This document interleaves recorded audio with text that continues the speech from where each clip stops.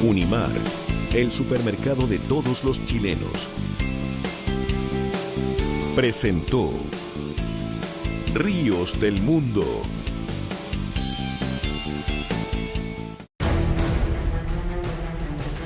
Hoy, en la historia secreta de Chile, ¿se imaginan la Araucanía como un reino independiente, gobernado por un rey francés? Él se forma en su cabeza de que el pueblo mapuche era independiente. Esto no es Chile. Esta es la loca historia de Orly Antoine de Toulon, el francés que quiso ser rey de los mapuches. Esta es la corona del rey de la Araucanía. Orly se la jugó, digamos. Aparecía comprando 2.000 fusiles. Imagínate que para la época 2.000 fusiles era armar un ejército. ¡Por la independencia de la Araucanía! De algún modo, Orly Antoine haya sido el detonante de tanta injusticia. Efectivamente, el pueblo mapuche fue víctima del crimen de genocidio por parte del Estado chileno a fines del siglo XIX.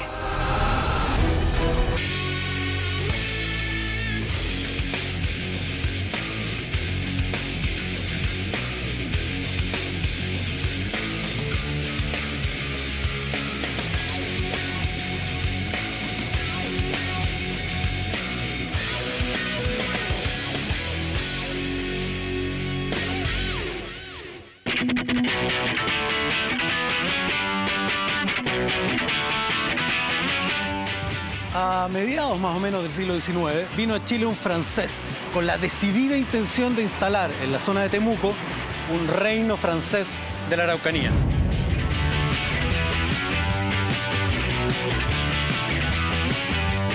¿Usted conoce esta bandera? No. ¿Ustedes saben quién fue Orly Antoine de Toulon? No. No, usted con sus preguntas, no.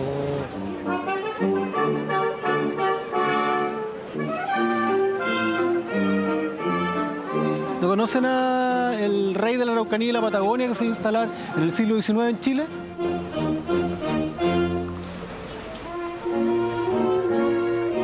¿Se lo imaginan? No. ¿Y qué les parecería que para ir a Temuco tuvieran que pasar un pasaporte, entrar a territorio independiente y hablar francés? Yo creo que sí. ¿Sí? Sí. Yo creo que puede haber sido igual. Es que antes igual se daba harto que venían hartos extranjeros acá y como que ellos partían sus propias colonias, por decir así. Yo creo que pudo haber sido posible, pero no lo enseñan tal vez porque no le conviene al Estado enseñarnos esas cosas. Orly Antoine de Toulon efectivamente fue un señor, un francés que vino a Chile e intentó crear un reino en la Araucanía. De hecho se nombró Orly Antoine I. La historia lo presenta como un loco, como un demente con ideas desvariadas y lo trató incluso de meter a manicomio. Este personaje no es banal para nuestra historia. Su intervención desató, fue la excusa para lo que hoy conocemos como la pacificación de la Araucanía, uno de los momentos más sangrientos de nuestra historia. ¿Quién fue este Orly Antoine que desató esta tormenta de fuego en una zona que hasta el día de hoy continúa en conflicto? Eso lo sabremos hoy en Historia Secreta de Chile. Dato raro: a metros de la Moneda, entre Morandé y Agustinas, tenemos una leve traza de lo que fue esta utopía. En este edificio hay una moneda del reino de la Araucanía.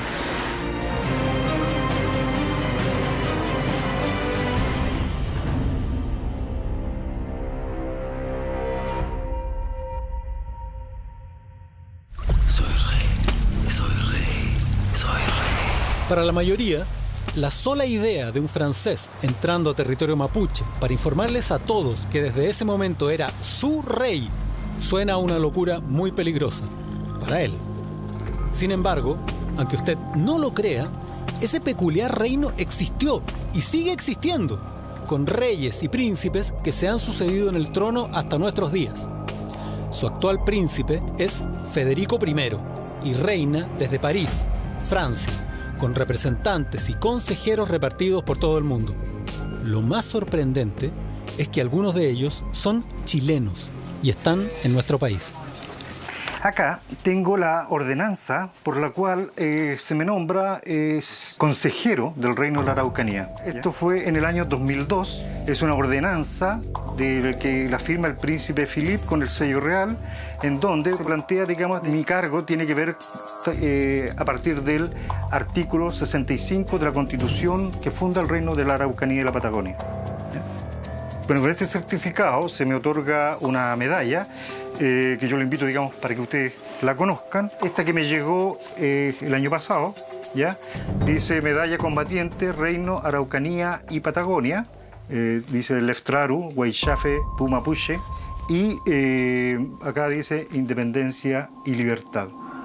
Tras largos periodos de conflicto, los españoles y los mapuche celebraron una serie de parlamentos, siendo el Tratado de Quilín en 1641 el más emblemático. En él, además de pactar la paz entre las partes, la corona española reconoció al pueblo mapuche como soberano efectivo y absoluto de su propio territorio. Las propuestas que yo hago en torno al tema son precisamente rescatar los tratados de los parlamentos mapuche como instrumentos jurídicos válidos, ¿cierto? En eso, digamos, hay algunas coincidencias con la gente que trabaja en la Casa Real. Ahora estamos entrando a la ciudad de Angol, junto al río Rehue, que no tenía un particular protagonismo en los planes de Orly Antoine, pero digamos que esto era parte de lo que él consideraba su reino. La pregunta entonces es qué habría pasado si los planes de Orly Antoine hubieran funcionado. Quizá tendríamos que estar pasando a través de la aduana para ingresar al reino de la Araucanía. Cuando los chilenos nos independizamos, reconocimos de muy mala gana los pactos con los mapuche, porque la verdad es que le teníamos unas ganas enormes a esa gran extensión de territorio fértil al sur del Biobío. De hecho, el comandante de Arauco tenía un plan secreto para apoderarse de él. Cornelio Saavedra presentó varias veces su plan llamado Pacificación de la Araucanía, un ambicioso proyecto de ocupación, pero usando fuerzas del ejército en un ataque militar violento y rápido. El proyecto fue rechazado una y otra vez por las autoridades. Sin embargo, la irrupción de Orly Antoine y el riesgo de un reino apoyado por Francia en el lugar dio la excusa perfecta para que el plan de Saavedra fuera de pronto considerado imprescindible. Vamos al Museo Julio Basolo a hablar con don Hugo, una de las personas que más sabe sobre las maniobras militares de la pacificación de la Araucanía que se vivió acá en la zona, pero también antecedentes del paso de Orly Antoine, que es lo que nos convoca. Vamos a hablar con él.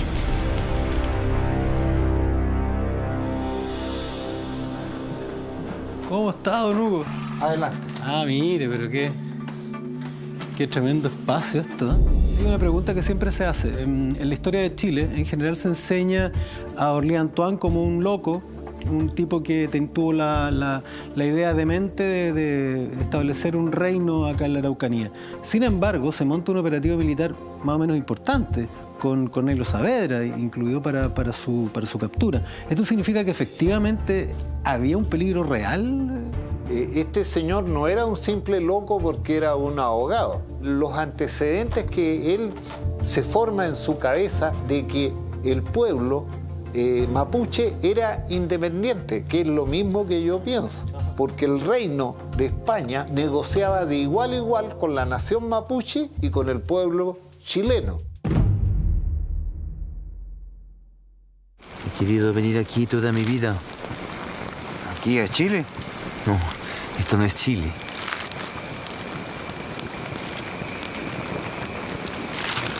Hemos cruzado el río Biobío, estamos en Araucanía. Esta Araucanía, esta zona aquí, la tierra, le pertenece a Chile también, pues. ¿Dónde están los chilenos? Tanto Chile como Argentina miraban a los pueblos originarios como un obstáculo para la necesaria expansión y explotación de territorios que representaban una fuente de riquezas y beneficios económicos inimaginables. el año 1853 un acuerdo de comercio con la República de Argentina, entre Chile y Argentina. Y en el artículo 33 dice expresamente, dice, siendo que nuestras fronteras están, rodeadas por indios bárbaros, se acuerda de que si alguna de las dos partes va a hacer una acción contra ellos, avise a la otra para hacerlo en conjunto. Entonces la amenaza, los tambores de guerra hacia el territorio mapuche estaban presentes, ¿ya? La prensa de la época, y en especial el Mercurio, cumple un rol fundamental. Demoniza al pueblo mapuche, lo denigra y ataca constantemente para convencer a la opinión pública que su sometimiento o exterminio no solo es lo justo, sino que la ocupación de sus tierras es imprescindible para el destino de la patria. Planteaba en dicho diario que el gobierno debía constituirse en el verdadero poseedor de Arauco, la habitada por hordas salvajes. El 5 de julio de 1858 señalaba: no se trata solo de la adquisición de algún retazo insignificante de terreno, se trata de abrir un manantial inagotable de nuevos recursos en agricultura y minería, nuevos caminos para el comercio, en ríos navegables. Se trata del triunfo de la civilización sobre la barbarie, de la humanidad sobre la bestialidad. Rafael Lemkin, él señalaba que el genocidio tenía dos fases.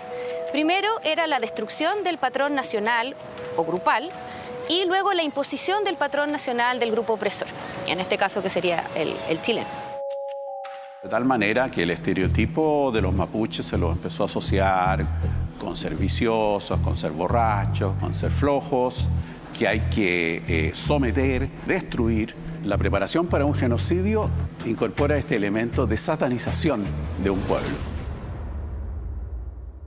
Y eso efectivamente lo podemos ver en la ocupación de la Araucanía. No solamente al quitarle la mayor cantidad de sus tierras, sino que también se destruyó en otro sentido su cultura, ¿verdad? El mapudungún prácticamente desapareció. Es decir, si vamos como mirando cada uno de los procesos, efectivamente el pueblo mapuche en el siglo XIX, en la segunda mitad del siglo XIX, fue víctima del crimen de genocidio por parte del Estado chileno a fines del siglo XIX.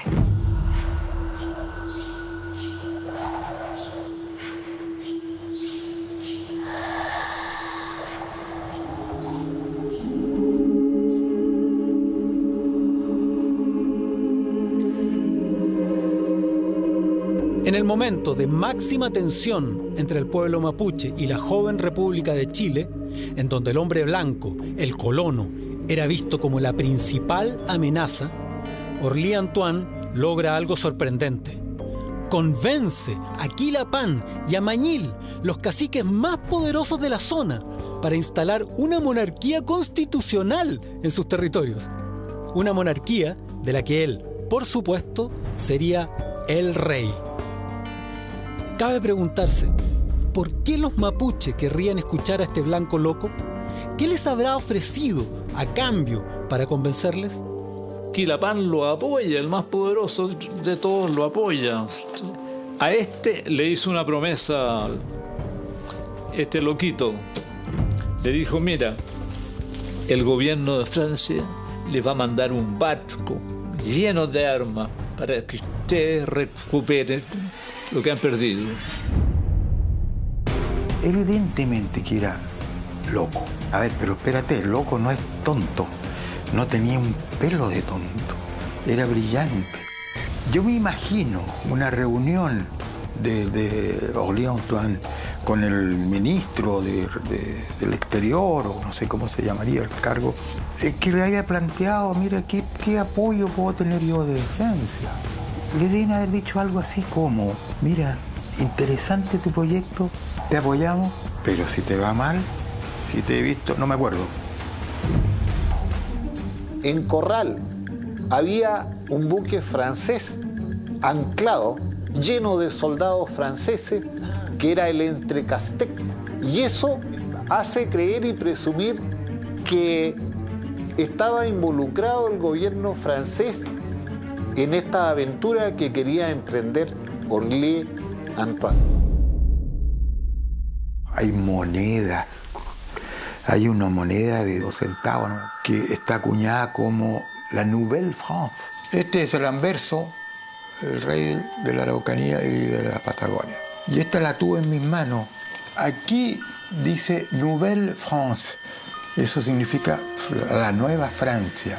Uno se pregunta, la Nueva Francia, ¿qué es lo que era? La intención de un imperio, diría yo. Sospechoso, ¿verdad? Aparece un gran empresario francés ayudándolo. Sí. ¿Por qué un empresario francés va a ayudar a este loco? Eso se inventó para que la plata apareciera de manos de un particular y no del gobierno. ¿Por qué tuvo un palacio? Tuvo una corte, tuvo ministro, tuvo moneda y tuvo bandera. ¿Por qué? ¿De dónde salió la plata? Napoleón III se la dio, obviamente. Aurelie se la jugó, digamos, se la jugó. A mí el príncipe Philippe en París me mostró una factura donde Aurelie Antoine aparecía comprando 2.000 fusiles. Imagínate que para la época 2.000 fusiles era armar un ejército. Llegaron 2 barcos con esas armas, pero no pudieron desembarcar, ¿ya? Porque Cornelio Saavedra puso precio a su cabeza y al lonco cacique que apoyara a Aurelie lo amenazó, digamos, con matarlos, cortarles también la cabeza.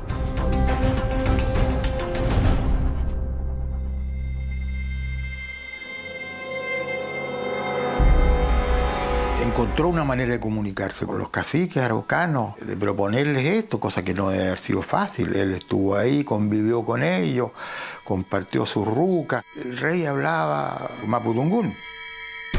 Esta es la corona del rey de la Araucanía. Está hecha en acero, es muy sobria, es muy bonita, muy bella. Orly llega a escribirle una carta dirigida al mismísimo presidente chileno de la época, a Manuel Montt Torres, y dice: Excelencia, soy Orly Antoine I, por la gracia de Dios, rey de la Araucanía. Tengo el honor de hacerle conocer mi advenimiento al trono que acabo de fundar en dicho territorio. Sin embargo, el rey, en vez de recibir una respuesta oficial a su carta, solo consiguió que le pusieran precio a su cabeza.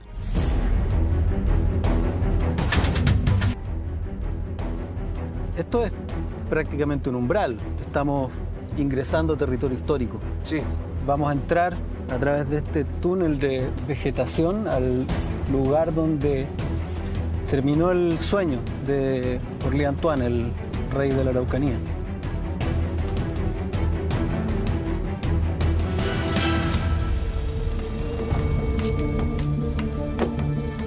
Y este es el lugar donde se le tendió la emboscada. Ah, por ahí. Claro. Por ahí venía la comitiva de Orly Antoine. Claro, parte de los soldados se quedaron en esa orilla, escondidos, y una parte acá escondidos. Yeah. Cuando aparece Orly, espera que cruce. Yeah. Una vez que cruzó, aparecieron. Está acá Orly Antoine. Claro, y ahí aparece el resto de los soldados escondidos en esta otra ribera. Y queda rodeado. Y ahí queda rodeado y es conducido preso a Nacimiento y de ahí trasladado hasta Los Ángeles. Alex, ¿me traicionó? Es como el gato que tiene la cola de un ratón saliendo de la boca. E igual jura que no lo comió. Es un mentiroso. Todo este proceso legal ha sido una trampa. Y un araucano ha sido llamado para dar su testimonio. Ahora, una pregunta que siempre me he hecho, ¿no? Porque Cornelio Saavedra dice que este aventurero loco, como él lo llama, estaría conspirando para levantar a los indios y actuar en contra del gobierno y de las leyes establecidas. Es una acusación muy grandota, ¿no? Claro, es que tenía que ser algo que verdaderamente motivara a la autoridad para cazarlo. Entonces, con esa acusación, el centro de atención fue precisamente lo que él quería, Orly. Pero este loco, como lo llama Cornelio Saavedra, ¿podría haber desatado un conflicto con Francia? Ese era el mayor temor de todas las autoridades, que a raíz de una mala maniobra del gobierno chileno que fuera herido... Finalmente era un ciudadano francés. Claro, y era una ofensa al gobierno francés. Puedes quedarte callado ahora, pero tendrás que hablar ante la corte.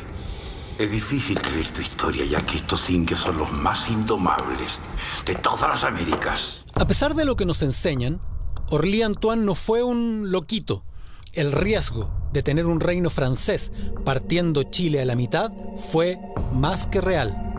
Al menos lo suficiente como para desatar una campaña militar autorizada por el propio gobierno central de Chile para ocupar por las armas el territorio mapuche y luego, mediante la astucia y la compra fraudulenta de tierras, adueñarse de la zona, arrinconar a las comunidades originarias, desplazarlas y combatirlas a sangre y fuego cuando fue considerado necesario. El sueño de Orly Antoine, sin quererlo, desató el sufrimiento de un pueblo completo. ¿Por dónde entran las tropas al...? Primero reforzaron Nacimiento, que era un fuerte que ya estaba construido. Ellos avanzaron, se vinieron en barco, según lo descrito, y llegaron hasta Angol. La zona de Angol. A la zona de Angol. Después fueron avanzando y fundaron Mulchen. Porque hicieron en cuña. Entonces, ¿qué es lo que hicieron? Eso, si uno toma esto, lo junta, hace un triángulo. Y en este triángulo, todo lo que está aquí era vega. Porque uno tiene que pensar, entonces era productivo, daba producción al Estado.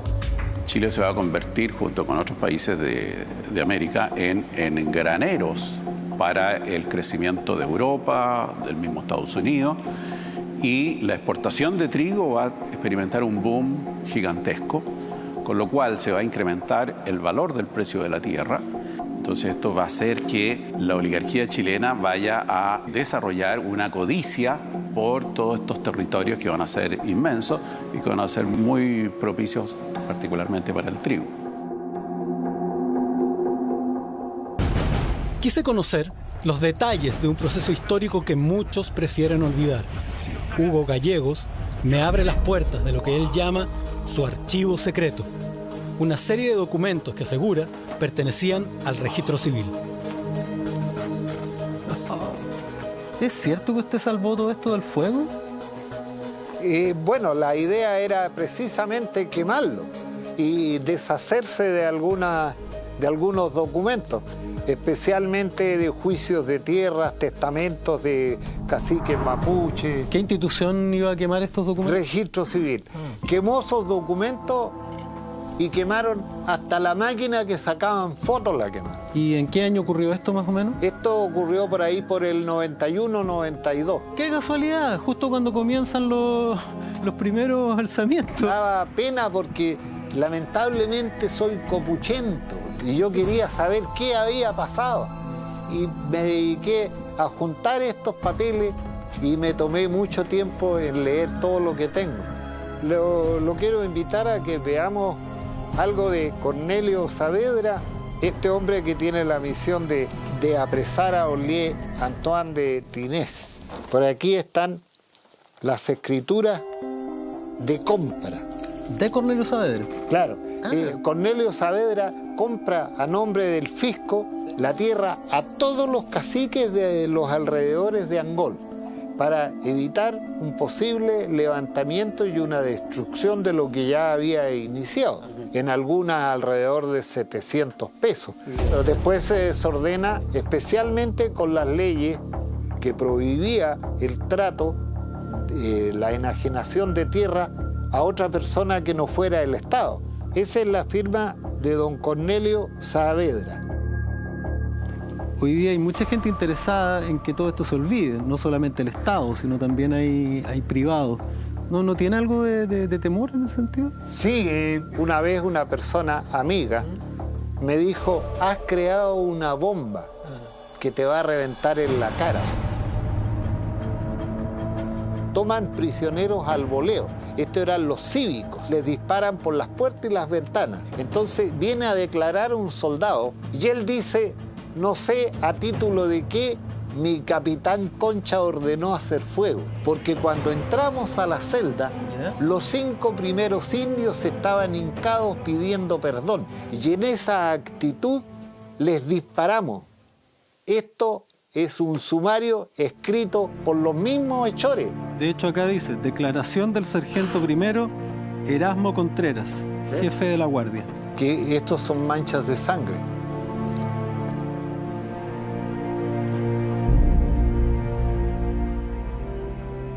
El pueblo mapuche quedó en una situación tremendamente degradada y entonces no fue difícil seguir utilizando estos estereotipos, que además sirvieron para legitimar un genocidio. Entonces también esa legitimación tiene que ser retrospectiva.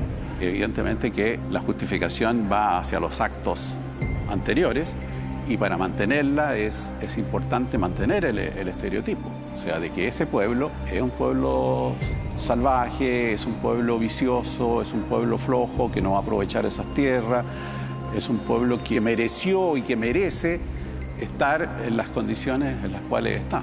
Entonces, por eso es que se va reproduciendo el estereotipo a lo largo del tiempo. Cuando era muy joven, yo tenía el convencimiento que el pueblo mapuche en realidad hubiese sido mejor exterminarlo. Y esta creencia era prácticamente regalada por mi abuelo, por mis familiares, pero desde que empecé a juntar documentos, yo también comencé a leerlos. Y llegué a la conclusión de que la verdad estaba distorsionada. No era ni cerca de lo que se me había dicho.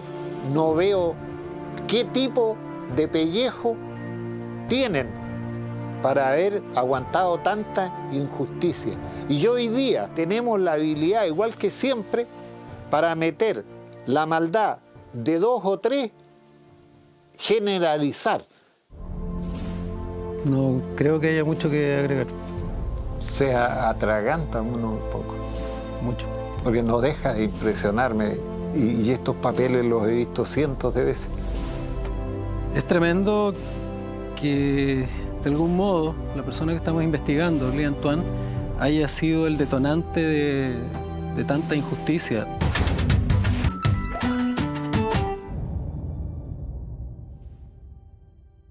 Reconocer nosotros, ¿no es cierto?, que nuestra historia tiene este crimen horroroso, ¿no es cierto?, que todo el mundo identifica con los horrores más grandes, es muy difícil de aceptar. Y nuestra historiografía en general y nuestra memoria colectiva en general lo ha tratado de suavizar o de simplemente borrar.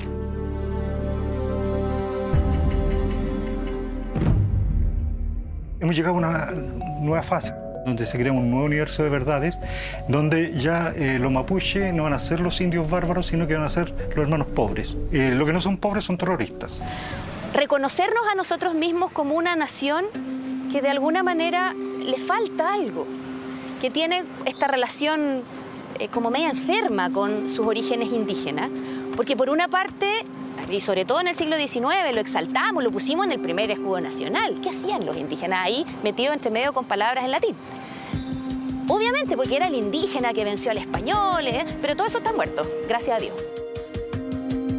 La vigencia de tu cultura, la cultura de tu pueblo, que le da identidad a la nación, la vigencia de esa cultura es la que hace de ti un individuo. Ahora, perdido eso, para una problemática puramente económica y tecnológica, algunos se adaptan. Su insensibilidad es tan grande que no se dan cuenta. Además, no le piden más a la vida, ¿no es cierto? Pero los que le piden más a la vida y se dan cuenta de lo que está pasando, yo creo que son cada vez más.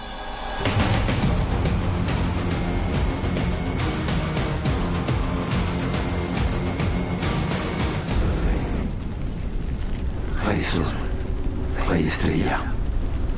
Soy rey, rey tierra, rey pájaro. Soy rey, rey de ratas, rey de quimeras. Soy rey, rey de las cabezas colgantes. Fui a visitar al cineasta Niles Atala, director de la película Rey, para conversar sobre su visión respecto a este extraño personaje. ¿Duda con este caballero por Lee Antoine? Yo vi tu película. Iba a hacerle una propuesta a Mañil y su tribu. Habíamos entrado al territorio araucano. Los siglos de lucha que mencionas. A mí me encantó tu pega. Desde el punto de vista también visual, gráfico. Bueno, acá hicimos mucho del trabajo de la película. La preproducción hicimos afuera en mi patio. ¿En el patio? Enterrando las películas en celuloide después de filmarlo, quedó en la tierra por mucho tiempo. ¿Eso es lo que le fue dando la textura? Sí, fue uno de los elementos de varios. Y también mucho de las máscaras, criaturas, vestuarios, todo hicimos acá.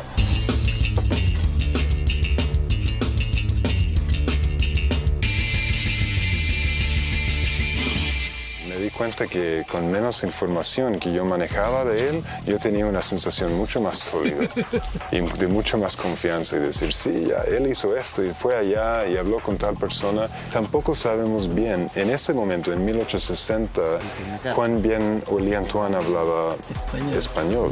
Entonces tenemos un francés tratando de hablar español a un traductor que está recibiendo este castellano, después traduciéndolo a Mapudungun, y el choque cultural. ¿Cómo traducía, por ejemplo, monarquía constitucional este traductor? ¿Y cómo recibían la información los mapuches de la época? Chile y Argentina no tienen nada que hacer aquí. Es por esto que ustedes deben informar a las otras tribus inmediatamente. Al principio pensé que era una broma, pero... ¡Por la independencia de la Araucanía!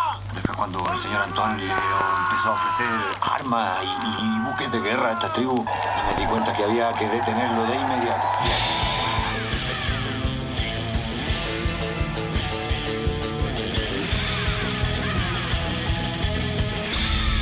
Esto es cabello humano, ¿no? ¿O es animal? No, estos son como de la... de Mex. De la estación central. No, dime que es cabello humano. Literalmente, no máscaras. ¿Por qué? ¿De dónde viene esto? Bueno, yo encuentro que el personaje Orly Antoine tiene como... tiene varias caras, en realidad. Cuando yo estuve investigándole, a lo largo de los años, me di cuenta que no podía elegir solamente una versión del personaje. Orly Antoine de Toulon, quien fuera el detonante de uno de los procesos históricos más importantes de nuestro país, muere enfermo y olvidado, lejos de su reino soñado. Y esa muerte de Orly Antoine sucede en la película de alguna manera, pero no sucede donde nosotros vemos el momento que él está en su cama muriendo, sí, que parece que fue una muerte físicamente atroz. No sé qué versión tienes tú de esa historia. Pero vamos a buscar varias. Yo leí en alguna parte de que él tenía una disentería muy mala, producto de su tiempo en la cárcel en Chile, 9 meses, y que parece que le quedó toda una cicatrización en sus intestinos. Al final no pudo ir al baño. Hay un registro de él, de hecho, en un hospital en Buenos Aires, donde ponen un anillo de plata en su ano para que pueda ir al baño. Murió intoxicado por su propio... Una septicemia en el fondo, una infección generalizada y una muerte horrorosa.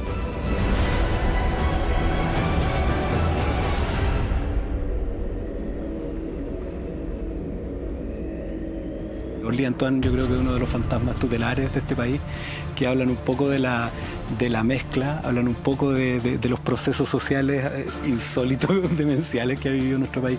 Gracias por una... Demenciales, sí, muchas gracias. El reino de la Araucanía no murió con Orly Antoine. Luego de muchas gestiones, hemos logrado ponernos en contacto con uno de los consejeros más cercanos del actual príncipe de la Araucanía, Federico I. Este es un momento muy especial porque toda esta imagen mitológica que tenemos del rey de la Araucanía y esto que ocurre en el siglo XIX se va a volver concreta ahora. Porque a través de Skype vamos a conversar con don Gastón León, consejero del príncipe Federico I de la Araucanía y la Patagonia.